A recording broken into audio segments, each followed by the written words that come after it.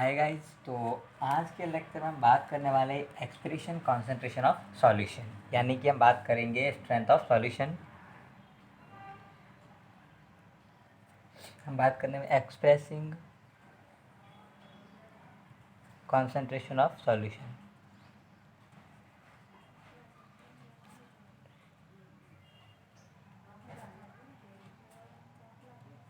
जिसको हम कहते हैं स्ट्रेंथ ऑफ सॉल्यूशन भी जिसको हम कहते हैं स्ट्रेंथ ऑफ सॉल्यूशन। क्या होता है इसके बारे में डिस्कस करेंगे। स्ट्रेंथ ऑफ सॉल्यूशन क्या होता है?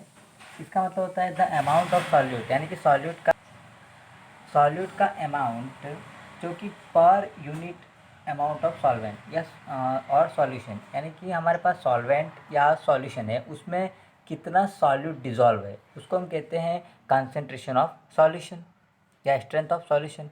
यानी कि जैसे कि हम बात कर रहे हैं, हमारे पास अगर 100 ml वाटर है, उसमें हमने 20 ग्राम नमक डाल दिया और फिर हम 40 ग्राम नमक डाल रहे हैं। तो जैसे जैसे हम नमक की क्वांटिटी बढ़ा रहे हैं, वो जो सॉल्यूशन है उसकी कंसंट्रेशन क्या हो रही है, बढ़ रही है। क्लियर? तो उसको हम कहेंगे स्ट्रेंथ ऑफ सॉल्यूशन, या फिर हम कहेंगे एक्सप्रेसिंग कंसंट्रेशन ऑफ सॉल्यूशन। उसको हम कहेंगे कि हम जैसे जैसे नमक की क्वांटिटी बढ़ाते जाएंगे, हम कहेंगे कि वो जो सॉल्यूशन है वो कैसा है, कॉन्सेंट्रेट है, उसमें कंसंट्रेशन बढ़ रही है। समझ रहे हो नहीं? यानी कि डेफिनेशन क्या है, the amount of solute dissolved in पर यूनिट अमाउंट ऑफ सॉल्वेंट और सॉल्यूशन।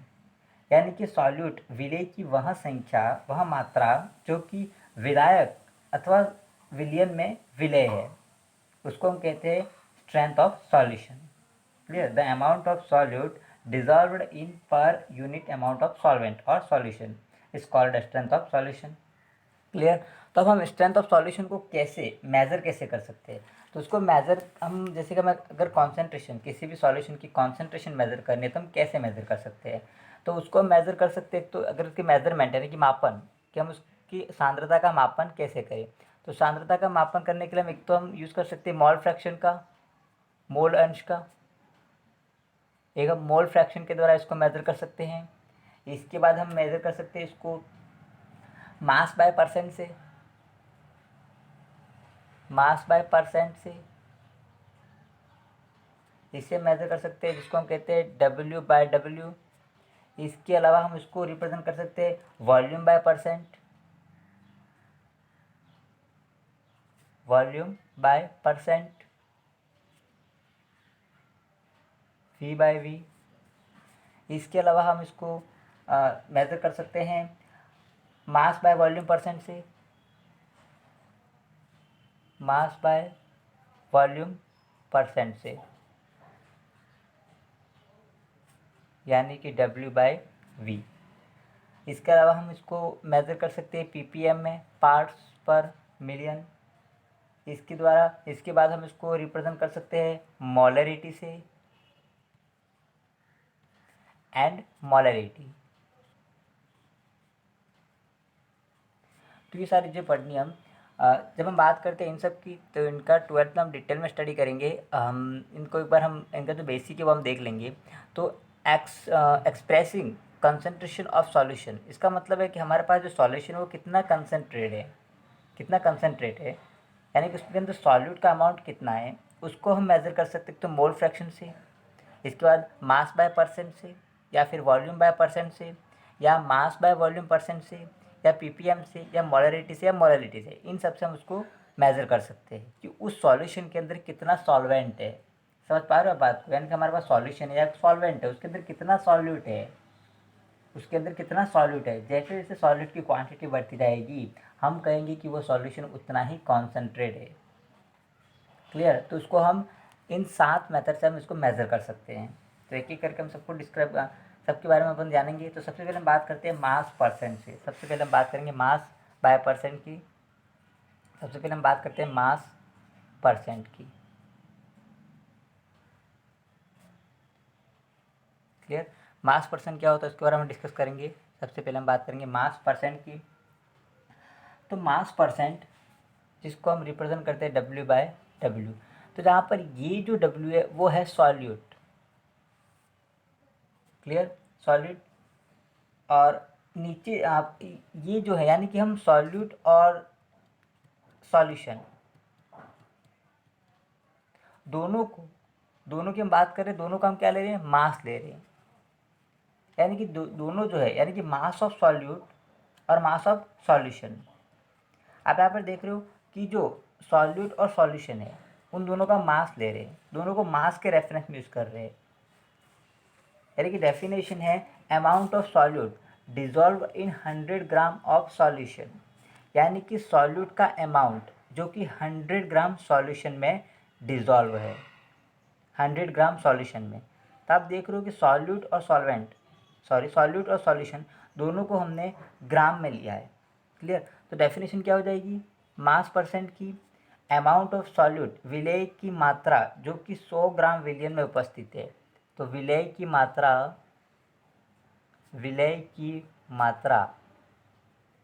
जो कितने में, 100 ग्राम विलियन में उपस्थित है, 100 ग्राम विलियन में उपस्थित है, उसको हम कहते हैं मास परसेंट। यानी कि amount of solute dissolve in 100 gram solution. यानी कि 100 ग्राम हमारे पास जो सॉल्यूशन होती है उसमें सॉल्यूट की कितनी क्वांटिटी है, उसका कितना मास है। क्लियर। तो इसका फार्मूला क्या हो जाएगा, परसेंटेज बाय मास का। अगर उसके फार्मूले की बात करें तो फार्मूला क्या हो जाएगा, मास ऑफ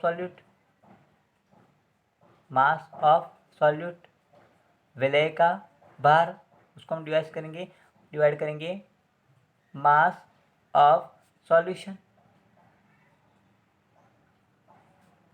मल्टीप्लाई बाय 100।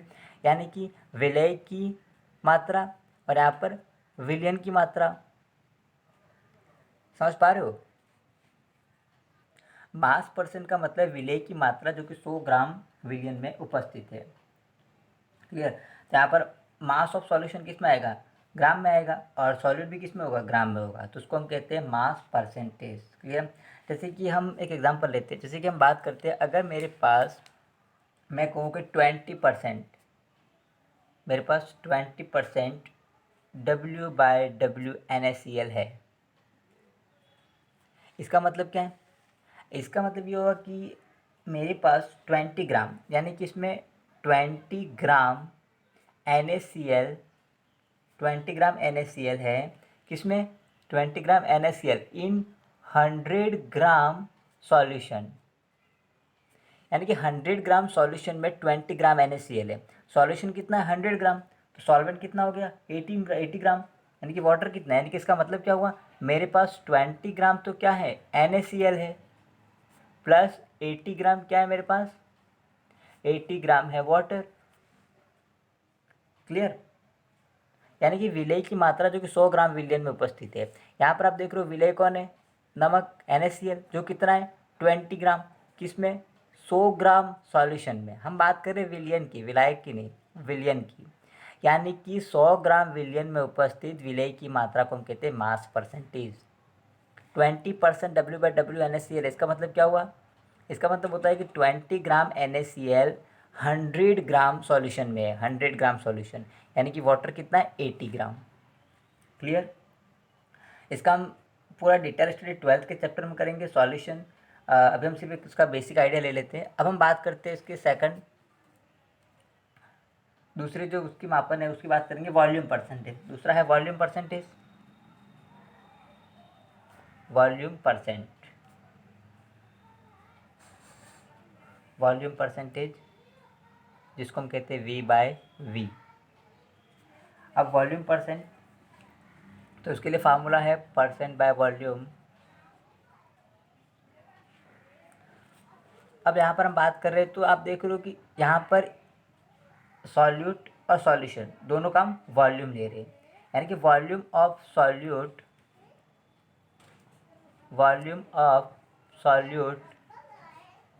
वो भी किसमें, volume of solute divide by volume of solution, वो भी कितना, 100 ml मल्टीप्लाई बाय 100। यानी कि जो हमारे पास सॉल्यूट है उसका कितना वॉल्यूम 100 ml सॉल्यूशन में डिजॉल्व है। उसको हम कहते हैं वॉल्यूम परसेंटेज। क्लियर। हमारे पास कोई सॉल्यूट है तो उस सॉल्यूट की कितना वॉल्यूम 100 ml सॉल्यूशन में डिज़ोल्व है, उसको हम कहते हैं वॉल्यूम परसेंटेज। तो उसके बेसिस भी हम आइडेंटिफाई कर सकते हैं कि जो हमारे पास सॉल्यूशन वो कितना कंसनट्रेट है। क्लियर ना। तो अब यहाँ पर हम बात करते हैं, अगर मैं यहाँ पर ये कहूँ कि मेरे पास 20% V/V एथेनॉल सॉल्यूशन है, ध्यान देना 20%, मैं को मेरे पास 20% V/V एथेनॉल का सॉल्यूशन है, एथेनॉल का विलियन है मेरे पास, एथेनॉल विलियन। तो इसका मतलब क्या है, 20% V/V एथेनॉल सॉल्यूशन है, इसका मतलब क्या है, क्या इसका मतलब ये है, यानी कि मेरे पास 20 ml एथेनॉल है, 20 ml ethanol plus 80 ml H2। क्या ऐसा होगा? जी नहीं, ऐसा बिल्कुल नहीं होगा। देखिए ध्यान से समझिए, यहाँ पर हम बात करें वॉल्यूम ऑफ सॉल्यूट, यानी कि विलय का आयतन किसमें, जो किसमें घुला हो, सॉल्यूशन, यानी कि वो, यानी कि यहाँ पर कहने का मतलब ये कि 20 ml एथेनॉल जल के साथ मिलकर सॉल्यूशन कितना बना रहा है, 100 ml बना रहा है। समझो ना, 80 ml वाटर नहीं है यहाँ पर, 80 ml वाटर नहीं है, क्योंकि जब हम बात करते इसके पहले हमने बात की, जब वॉल्यूम और वॉल्यूम, यानी कि जब दोनों लिक्विड जब मिलते हैं तो ज़रूरी नहीं है कि जितना वो मिल रहे उतना ही बने, यानी कि 20 ml एथेनॉल और 80 ml 20 ml एथेनॉल और 80 ml वाटर मिल रहा है, इसका मतलब कि 20 ml एथेनॉल और उसमें 80 ml वाटर मिलकर ज़रूरी नहीं कि वो 100 मिलेगा, 100 बनेगा, वो 100 से ज़्यादा और कम भी बन सकता है। समझ पा रहे हो ना, एग्जैक्ट कहने का मीन कि एग्जैक्ट 80 ml ही 20 ml के साथ मिलकर 100 ml बनाएगा सॉल्यूशन, ज़रूरी नहीं है। ये आइडल सिनेरियो में हो रहा है, अगर आइडल सिनेरियो की बात है तो बात अलग है, वहाँ पर होगा, लेकिन जनरली ऐसा नहीं होगा। आइडल सिनेरियो अगर हम अप्लाई करते हैं तो ये होगा। बाकी अगर 20 ml एथेनॉल है तो ज़रूरी नहीं है कि उसमें 80 ml वाटर मिलाएंगे तो ही 100 ml होगा, वो कम पर भी हो सकता है, ज़्यादा पर भी हो सकता है। क्लियर। तो अगर हम बात करते हैं 20% V/V एथेनॉल सॉल्यूशन है, इसका मतलब उसमें 20 ml एथेनॉल है बट 80 ml वाटर है, वो ज़रूरी नहीं है। क्लियर। इसको थोड़ा अच्छे से समझते चलिए। अब अगर सपोज करो मुझे 20% V/V एथेनॉल का सॉल्यूशन बनना है तो कैसे बनाएंगे, तो उसके लिए हम क्या करेंगे, सिंपल है, एक बीकर लेंगे, उसमें क्या करेंगे 20 ml उसके अंदर भर देंगे एथेनॉल, हम 20 ml क्या भर देंगे, एथेनॉल, और उस जो वो जो बीकर होगा, सॉरी मेजरिंग सिलेंडर होगा, वहाँ पर एक 100 ml का मार्क होगा। क्लियर। तो जब तक 100 ml नहीं हो जाता तब तक हम क्या करेंगे, बाहर से उसके अंदर वाटर मिलाते रहेंगे, वाटर मिलाते रहे, तो हमको सॉल्यूशन 100 ml करना है। समझ पा रहे हो, हमने यहाँ पर ये नहीं बोला कि 80 ml वाटर मिलाया है, क्योंकि 100 ml सॉल्यूशन जो है वो ज़रूरी नहीं है कि 80 ml वाटर पर ही हो जाएगा, वो उससे कम या ज़्यादा पर भी हो सकता है। क्लियर। आइडल सिनेरियो में एग्जैक्ट 80 ml ही आएगा। समझ पा रहे हो, तो यहाँ पर हमने, हमारे पास 20% V/V हम बना सकते हैं, तो हमने क्या किया, 20 ml एथेनॉल ले लिया हमने, और फिर ऊपर से हम क्या कर रहे हैं, बाहर से वाटर मिला रहे हैं जब तक कि 100 ml तक नहीं आ जाता। तो यहाँ पर 100 ml क्या है, सॉरी, यानी कहने का मतलब ये 20% V/V का मतलब क्या है कि 20 ml एथेनॉल सॉल्वेंट के साथ मिलकर 100 ml सॉल्यूशन बना रहा है। हम यहाँ पर सॉल्वेंट की क्वांटिटी को डिफाइन नहीं कर रहे कि हमने कितना लिया, वो बस हम 20 ml एथेनॉल लिया, उससे वाटर मिला रहे जब तक कि सॉल्यूशन 100 ml नहीं हो जाता। समझ पा रहे हो। अब जो दो लिक्विड मिलते हैं, यानी कि 20 ml एथेनॉल और यहाँ पर हम बात कर रहे सॉल्वेंट की, वाटर, तो वाटर जो हम मिला रहे वो हो सकता है 80 ml से कम या 80 ml से ज़्यादा, उस पर वो 100 ml बनाएं। क्लियर ना, यानी कि जो सॉल्यूशन है वो 100 ml होना चाहिए यहाँ पर, यानी कि इसको हम ऐसे लिखते हैं, इसमें 20 ml एथेनॉल और सॉल्वेंट ने मिलकर 100 ml सॉल्यूशन बनाया। क्लियर। तो वॉल्यूम परसेंटेज क्या होता है, वॉल्यूम ऑफ सॉलिड, यानी कि विलय का आयतन जो कि किसमें, जो कि 100 ml सॉल्यूशन 100 ml विलियन में उपस्थित है, उसको हम कहते हैं वॉल्यूम परसेंटेज V/V। क्लियर। अब हम बात करते हैं next mass by volume. Mass by volume, इसकी हम बात करते हैं मास बाय वॉल्यूम परसेंटेज, यानी कि W/V, मास बाय वॉल्यूम। ये क्या होता है? इसका मतलब है ग्राम ऑफ सॉल्यूट पर 100 ml सॉल्यूशन।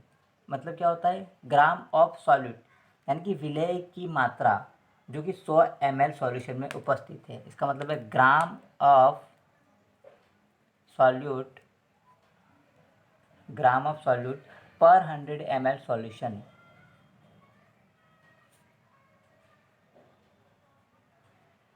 तो फार्मूला क्या हो जाएगा? W/V का फार्मूला हो जाएगा mass of solute, mass of solute विलेय की मात्रा जो कि किस में? सॉल्यूशन में, यानी volume of solution, volume of solution.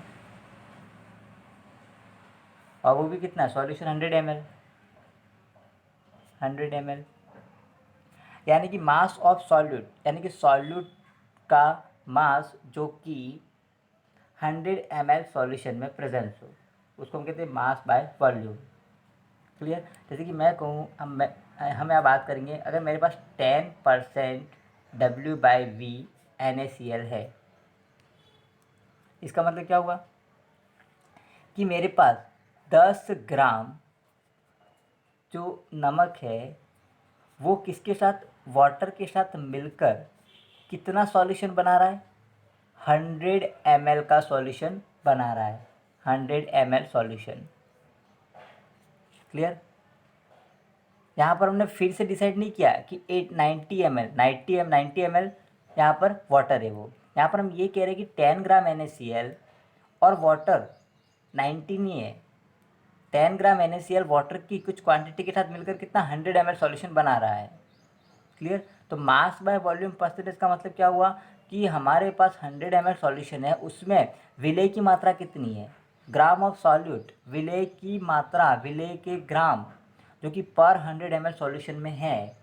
Solution 100 ml है, समझ पा रहे हो? अगर यहाँ पर 10 ग्राम NaCl लिया तो जल को 90 ml मत मान लेना। क्लियर? वो दोनों मिलाकर 100 ml सॉल्यूशन बना रहे हैं। क्लियर? तो मास बाय वॉल्यूम परसेंटेज का मतलब होता है ग्राम ऑफ सॉल्यूट पर 100 ml सॉल्यूशन। 100 ml सॉल्यूशन में विलेय की कितनी मात्रा है, उसको हम कहते हैं मास बाय वॉल्यूम। क्लियर? अब हम बात करते हैं मोल फ्रैक्शन की। मोल फ्रैक्शन क्या है? वो मोल फ्रैक्शन,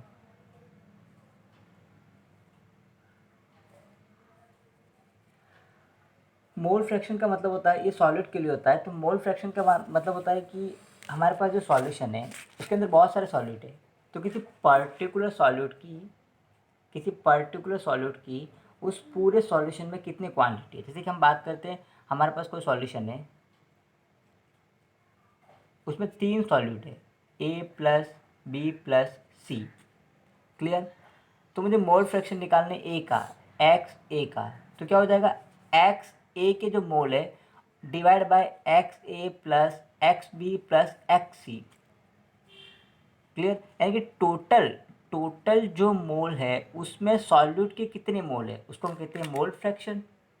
टोटल जो है उसमें उस इंडिविजुअल पर्टिकुलर जो सॉल्यूट है उसकी कितनी क्वांटिटी है, उसके कितने मोल है।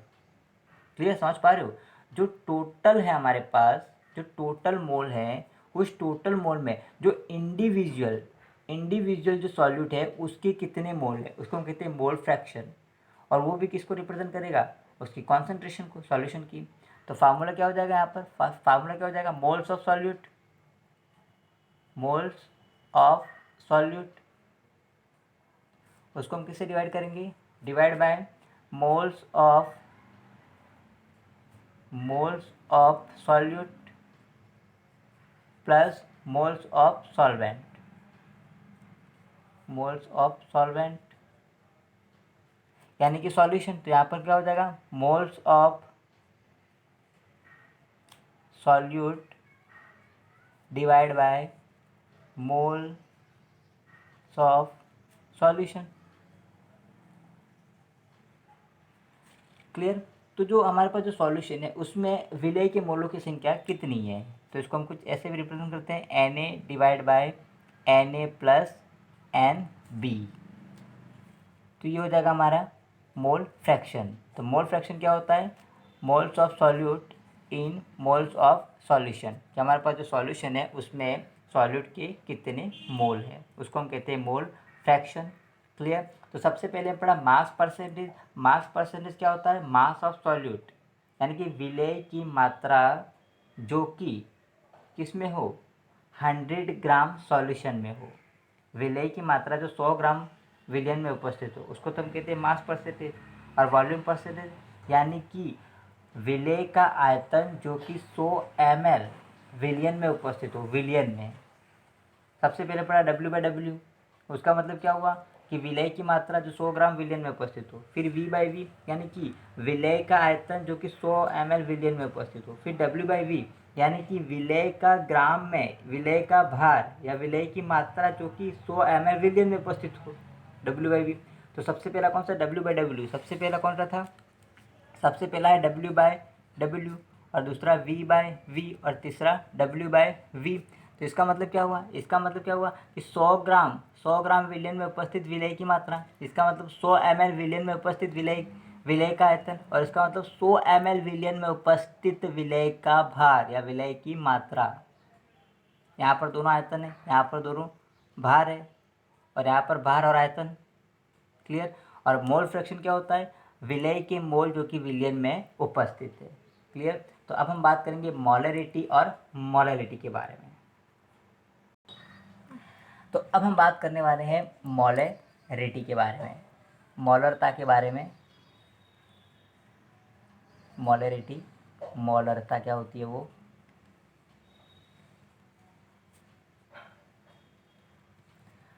तो देखो मोलरता क्या होती है वो, मोलरिटी का मतलब होता है number of moles of solute in 1 litre solution, यानी कि 1 लीटर विलियन में उपस्थित विलय के मोलों की संख्या। 1 लीटर, बहुत ही सिंपल डेफिनेशन है, 1 लीटर विलियन में उपस्थित, विलियन मतलब सॉल्यूट प्लस सॉल्वेंट, 1 लीटर विलियन में उपस्थित विलय के मोलों की संख्या, विलय के मोलों की संख्या, विलय के मोलों की संख्या, उसको हम कहते हैं मोलरता। यानी कि हमारे पास 1 लीटर सॉल्यूशन है, 1 लीटर विलियन है, उसमें विलय के मोलों की संख्या कितनी है, उसको हम कहते हैं मोलरता। देखिए जो भी हम अभी पढ़ रहे हैं उसको हम 12th का जो चैप्टर पढ़ेंगे अपन सॉल्यूशन, उसमें एकदम डिटेल से समझाऊंगा। अभी सिर्फ हम इसमें some basic concept of chemistry जो है उसमें मोलरता और मोलरिटी दी हुई है, इसलिए इतना सब कुछ डिस्कस किया। तो हम बात करते हैं मोलरता। तो मोलरता का मतलब होता है कि 1 लीटर विलियन में हमारे पास 1 लीटर का सॉल्यूशन है, उसमें विलय के मोल कितने हैं। क्लियर। और मोल निकालने का फार्मूला आपको पता है, given mass divide by given weight divide by उसका ग्राम परमाणु भार या ग्राम अणुभार, यानी कि दिया गया भार उसको हम किससे डिवाइड करना है, ग्राम परमाणु भार या ग्राम अणुभार, तो मोल आ जाएंगे। तो हमारे पास जो भी सॉल्यूशन होगा, सॉरी 1 लीटर जो सॉल्यूशन है उसमें विलय के मोलों की संख्या कितनी है।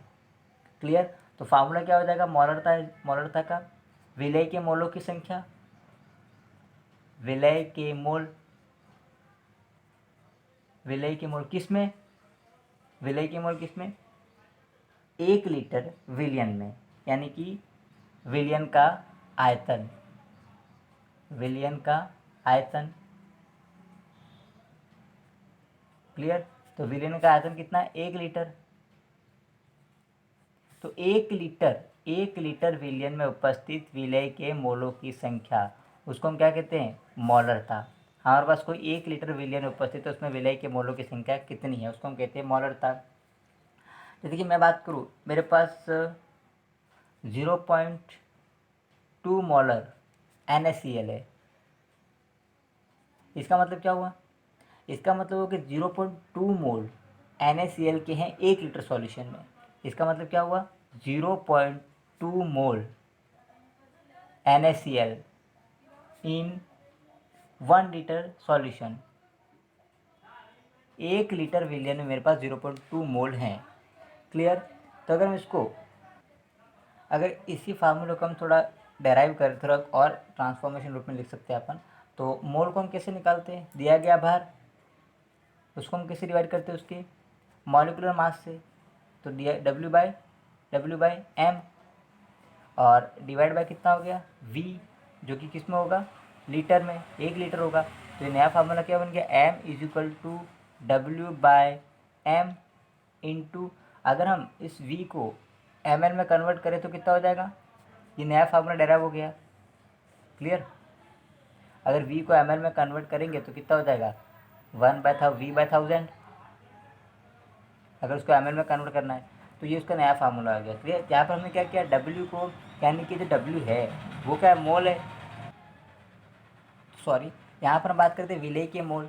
तो मोल निकालने का फार्मूला क्या है, यहाँ पर W बाय M, दिया गया भार उसको हम किससे डिवाइड करेंगे, ग्राम परमाणु भर, ग्राम अणु भर, जो भी दिया गया हो। यानी कि मोल को हमने W बाई M की टर्म में लिखा तो ये W बाई M हो गया, और V को हमने किस में चेंज किया, जो लीटर में था उसको ml में चेंज किया, तो सॉरी ये 1000 हो गया, उसको ml में चेंज किया। तो नया फार्मूला क्या आ गया, M is equal to W multiply by 1000 by M into V। ये नया फार्मूला हो गया M का, मोलरिटी का। तो मोलरिटी का मतलब क्या होता है, नंबर ऑफ मोल्स, विलेय के मोलों की संख्या जो कि 1 लीटर विलियन में उपस्थित हो, उसको हम कहते हैं मोलरता। बहुत ही सिंपल टर्म मोलरता। अब हम बात करते हैं मोलरता। मोलरता क्या होती है, मोलरिटी क्या होती है। नेक्स्ट हम बात करेंगे मोलरिटी की, मोलरिटी यानी कि मोलरता।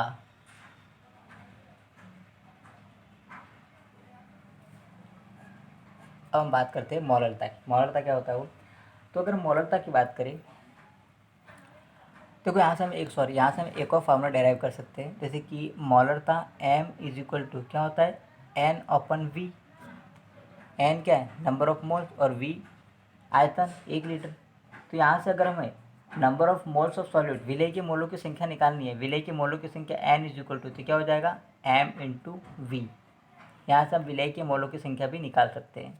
क्लियर। क्योंकि मोलरता क्या होती है, विलेय के मोल, और यहाँ पर विलियन का आयतन, तो विलेय के मोल निकालना है तो क्या हो जाएगा, मोलरता इंटू आयतन, मोलरता इंटू आयतन। ये हम सॉल्यूशन में पूरा एक्सप्लेन करेंगे। अब हम बात करते हैं मोलरता की। मोलरता क्या होती है उसके बारे में डिस्कस करेंगे। अब मोलरता की बात करें तो मोलरता का मतलब होता है कि 1 किलोग्राम विलायक में उपस्थित विलेय के मोलों की संख्या, यानी कि 1 किलोग्राम, हम बात करते हैं 1 केजी, 1 किलोग्राम, यहाँ पर विलायक की बात हो रही है, विलियन की नहीं। 1 किलोग्राम विलायक में उपस्थित विलेय के मोलों की संख्या, विलेय के मोलों की संख्या, विलेय के मोलों की संख्या। तो हमारे पास 1 किलोग्राम विलायक है, उसमें विलेय के मोल कितने हैं। तो यहाँ पर फार्मूला क्या हो जाएगा, इसको स्मॉल एम से रिप्रेजेंट करते हैं। फार्मूला क्या हो जाएगा, number of moles of solute, विलेय के मोलों की संख्या, विलेय के मोलों की संख्या, विलेय के मोलों की संख्या, विलेय के मोलों की संख्या, किस में उपस्थित हो, जो विलेय के मोलों की संख्या जो कि उपस्थित हो 1 किलोग्राम विलायक में, यानी कि mass of solvent in 1 kg। समझ रहे, 1 किलोग्राम विलायक में उपस्थित विलेय के मोलों की संख्या को हम क्या बोलते हैं, मोलरता कहते हैं अपन।